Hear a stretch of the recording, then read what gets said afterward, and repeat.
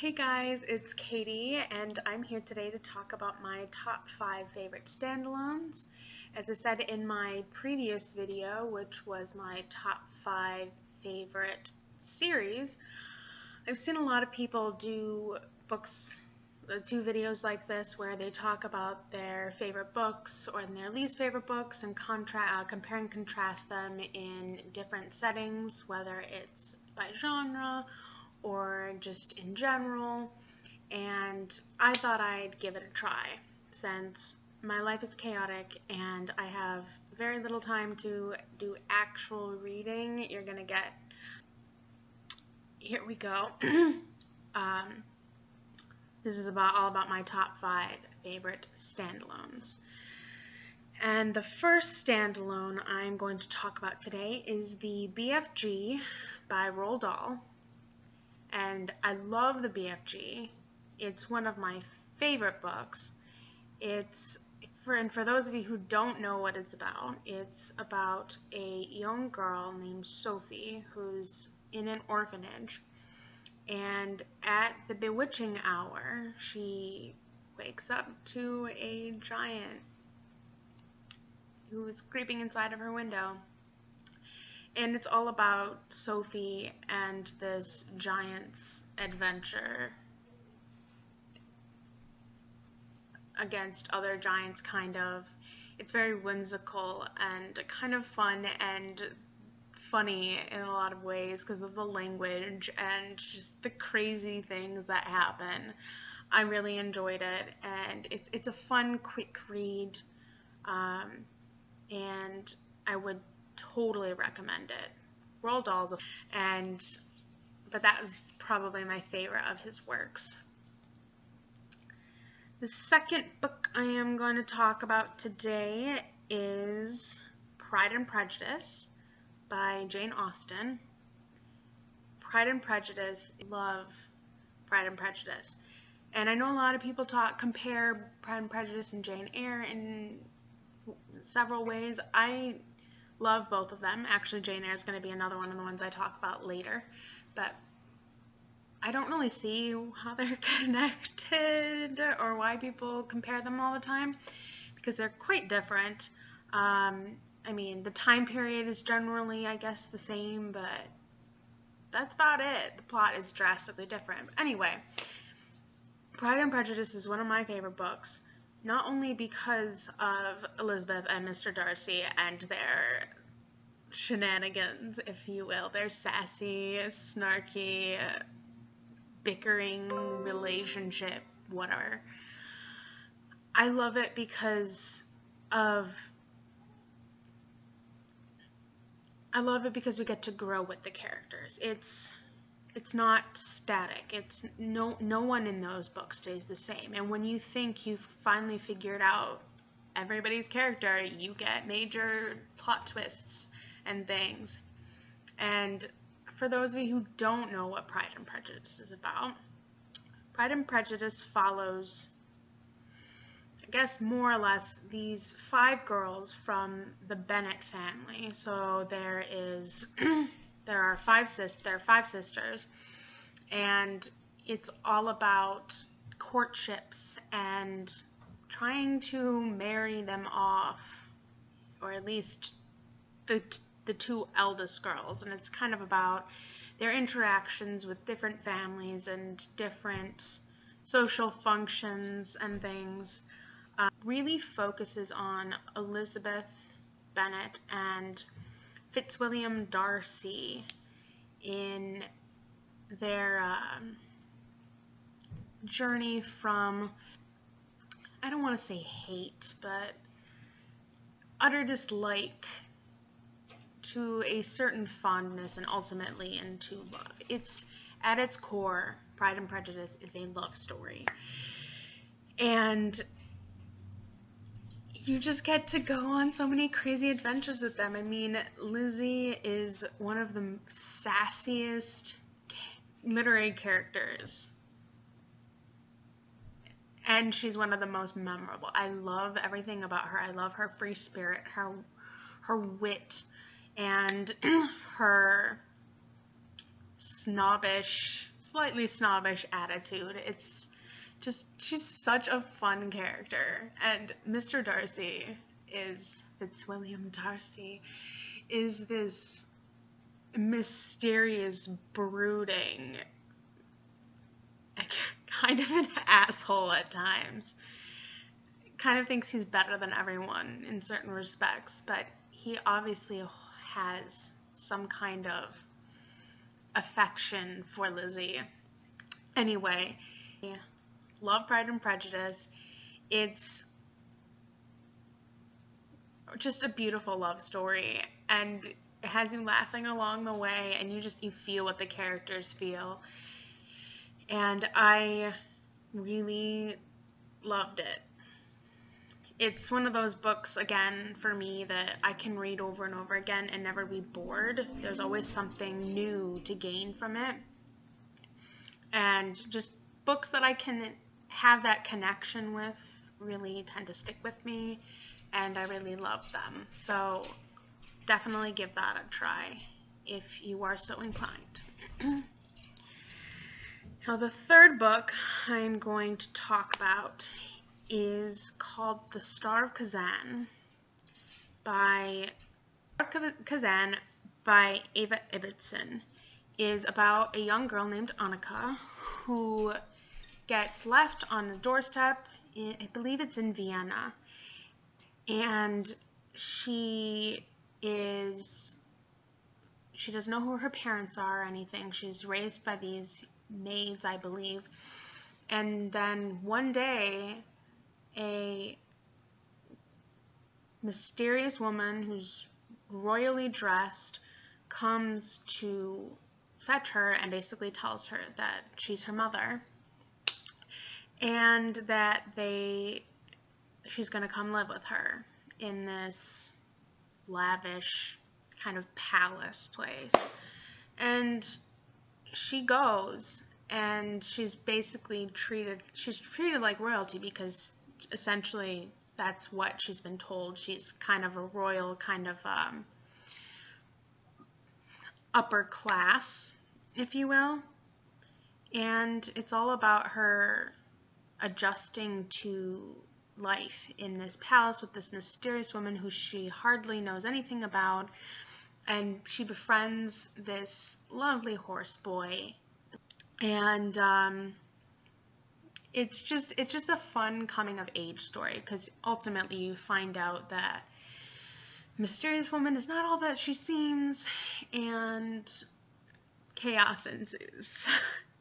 But it's a really fun book, especially since I am a person who loves horses, and especially Lipizzans. Like, I love the Lipizzan or stallions, and it has that because it talks about the Spanish writing school a lot, and just it's a fun book, and I would highly recommend it. It's, as I said, it's kind of a coming of age story with a kind of a mystery aspect, and yeah, it's just really fun. I really enjoyed reading it. I've read it several times. It's one of my favorite books, so I'll just pick it up and read it over and over again because it's so important to me. But anywho, the fourth book I am going to talk about is Jane Eyre. And you guys have heard me talk a little bit about Jane Eyre before. But Jane Eyre is by Charlotte Bronte. And as I said, you've heard me talk about it before. It follows the story of a girl named Jane. It starts from early on in life, from when she's a small child, to her mid-adult life. And Jane doesn't have the best life, but it is one of my absolute favorite books, not only because of the writing, but because of the characterization, the actual story, and just, I loved Jane Eyre when I read it, especially her romantic episodes. I really enjoy Mr. Rochester as a character. even when we find out that his life is a bit of a disaster. It's not all that it's cracked up to be. It's not this beautifully painted picture like you're led to believe. I love the little girl in Jane Eyre. I don't remember her name right now. But anyway, I really like the characters. And even it follows her life and just the romance and the intrigue that happens later on in the book. It's just, I really enjoyed that. Fun little twist, like, cause it almost comes out of nowhere. You have no idea that it's coming, and it adds a lot to the book. I mean, it's a fairly hefty book, but it kept me engaged enough that I wanted to keep reading, and I couldn't put it down. Jane Eyre, definitely in my top. It's another one of those books that you can read over and over again and never be bored. Kinds of things, or always find something new to gain, and that's really enjoyable to me. But then, and finally, the last book I'm going to talk about today is The Historian by Elizabeth Kostova. And that is arguably my favorite standalone at the moment. It's a gothic horror with some mystery and a lot of historical fiction and intrigue. It's so suspenseful, and it's just so much fun. Basically what The Historian is about is this young unnamed girl in the book walks into her father's library, and she finds this book with a dragon symbol on it. And she ends up also finding all these letters from her mother, who she